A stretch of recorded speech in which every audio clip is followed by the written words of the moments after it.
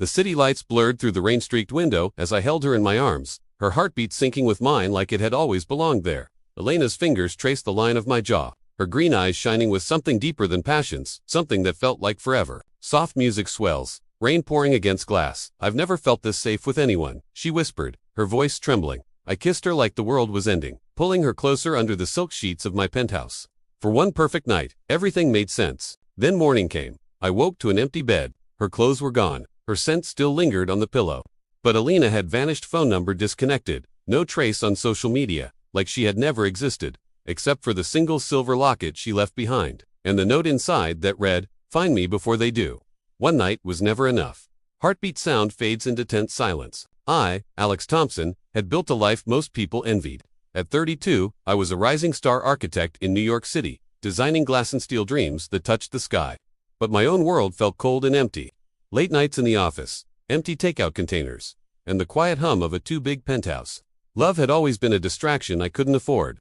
Until her. It started 3 nights earlier at the Luminary, a sleek rooftop bar overlooking Manhattan. The rain had just begun to fall, turning the city into a glittering watercolor. I was nursing a whiskey, staring at blueprints on my tablet, when she appeared beside me like she'd stepped out of the storm itself. "Mind if I steal this seat?" Her voice was warm honey, with a hint of an accent I couldn't place, maybe European. She wore a deep emerald dress that caught the light, her dark hair cascading over one shoulder. Elena Voss, she introduced herself, an art curator visiting from overseas for a mysterious gallery show. We talked for hours, about everything and nothing. She laughed at my terrible dad jokes and challenged my opinions on modern art with sharp wit. Her eyes held secrets, but when they met mine, the world narrowed to just us. Soft jazz and background, city hum. By midnight, the rain was pouring. We ran through it like teenagers, her heels clicking on wet pavement, my coat over her shoulders. Back at my place, the chemistry ignited. Gentle at first, fingers brushing, hesitant kisses, then urgent, consuming. She moved like she was memorizing every inch of me, whispering my name like a prayer. "I shouldn't be here," she said at one point, breathless, her forehead against mine, but I couldn't stay away. "Why?" I asked, tracing the curve of her spine. She smiled sadly. "Some stories are only meant for one chapter." We fell asleep, tangled together, as the storm raged outside. Romantic music swells, then soft breathing the next morning. The emptiness hit like a freight train. No note on the counter at first, just her locket on the nightstand, delicate silver with an intricate engraving of intertwined vines. Inside was that handwritten message in elegant script. "Find me before they do." One night was never enough. My heart slammed against my ribs. I called the number she'd given me. Disconnected, I searched every social platform. Nothing. The gallery she mentioned. No record of an Elena Voss. It was as if she'd been a ghost. But the locket was real.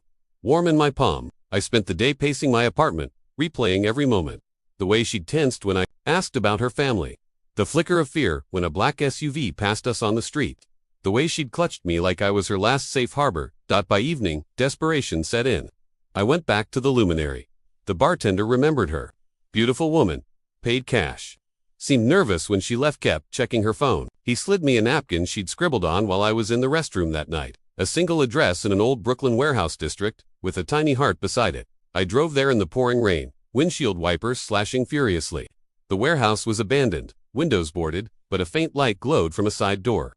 My pulse thundered as I pushed it open. Inside, canvases leaned against walls, stunning abstract pieces that somehow captured the exact feeling of our night together. And in the center of the room, a single painting still wet, me, sleeping peacefully, with Elena's silhouette fading into shadows at the edge. A floorboard creaked behind me. I spun around. Elena stood there, soaked from the rain, eyes wide with terror, and something that looked a lot like love. "Alex, you shouldn't have come," she breathed. "They're watching." Tense silence, distant thunder. Before I could reach her, headlights flooded the warehouse. 2 men in dark coats stepped out of a black SUV, their faces hidden in shadow. Elena grabbed my hand. "Run." We sprinted through the back alleys of Brooklyn, rain stinging our faces, her hand tight in mine. My architect brain mapped escape routes while my heart screamed with 1,000 questions. Who was she? What had I gotten into? And why did every second with her feel like the only thing that mattered? We ducked into an old subway station entrance, catching our breath in the dim emergency lighting. Elena's dress was torn at the hem, her makeup streaked, but she had never looked more alive or more afraid. Heartbeat sound intensifies. "I'm sorry," she whispered, pressing her back against the tiled wall. "I never meant to drag you into this. Tell me everything," I demanded, cupping her face. Even now, soaked and terrified, the pull between us was magnetic. I kissed her hard, pouring every ounce of confusion and longing into it. She kissed me back like it might be the last time. Her story spilled out in fragments. Elena wasn't just a curator, she was the daughter of a disgraced European diplomat who had hidden millions in stolen art during a political scandal. After his death, powerful people, dangerous collectors wanted the final piece, a priceless painting hidden within one of her father's gifts to her. She had been running for 2 years, changing identities, never staying in one place. I came to New York to sell the last piece and disappear for good, she said, voice breaking. Then I met you. For one night, I let myself believe I could have something real. Jealousy and fear twisted in my chest.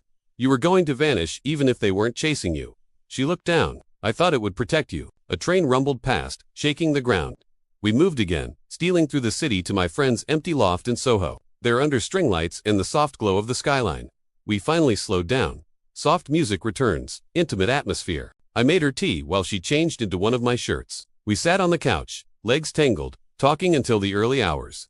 She told me about lonely hotel rooms and fake smiles. I told her about losing my parents young and building walls no one could climb until her. I don't care about the danger, I said, brushing a damp strand of hair from her eyes. One night wasn't enough for me either. I want every night. Tears slipped down her cheeks. We made love slowly, this time tender, vulnerable, every touch a promise. Her fingers memorized my shoulders. My lips found the small scar on her collarbone she'd never explained. In the quiet moments after, she traced patterns on my chest. I love you, Alex Thompson, she whispered. That's why I have to leave before they find us. I held her tighter. We do this together or not at all. The next morning brought another twist. While she slept, I examined the locket more closely. There was a microchip inside the lining. I took it to a tech friend who confirmed it contained coordinates and a video. Message from Elena's father, warning of betrayal by someone close to her. When she woke and saw what I'd done, panic flashed across her face. You don't understand. My uncle, he's one of them. He's been tracking me through that locket. Betrayal stung. Had she been using me? The doubt crept in, sharp and cold. But when she broke down, sobbing that she had destroyed the chip's signal the night we met and left the locket as a genuine plea for help, the doubt shattered. Tense silence, then emotional swell. We were interrupted by a knock at the door. My doorman. No, through the peephole, I saw one of the men from the warehouse. Elena grabbed a bag. There's a private jet waiting at a small airfield. My contact arranged it, but only one seat. I pulled her to me.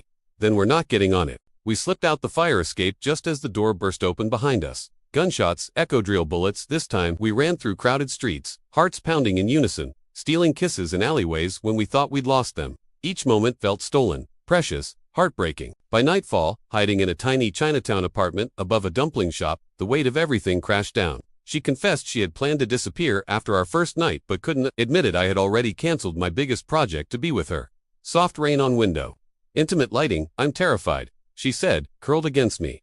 So am I, but loving you is worth every risk. The final confrontation came at dawn on an abandoned pier by the Hudson. We had decoded the coordinates from the locket before destroying it completely. The painting hidden behind a false panel in an old frame was there, worth enough to buy her freedom if we could negotiate. But her uncle, Victor, was waiting with 2 armed men. Tense orchestral music builds Elena, he called, voice dripping with false affection.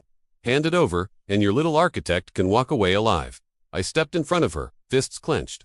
She's not alone anymore. The standoff was electric. Victor revealed the full truth. He had killed her father and framed the scandal to seize the fortune. Elena had been his last loose end. My blood boiled. All the nights she spent running, all the loneliness she had carried it alone. A fierce struggle erupted. I wasn't a fighter, but love makes ordinary men do extraordinary things. I disarmed one guard with a lucky tackle while Elena used her knowledge of the pier's layout to evade the other. In the chaos, she faced her uncle. You took everything from me, she cried, voice steady despite the tears. But you can't take him. She handed over the painting, not the real one, but a masterful forgery she had painted herself during her years on the run.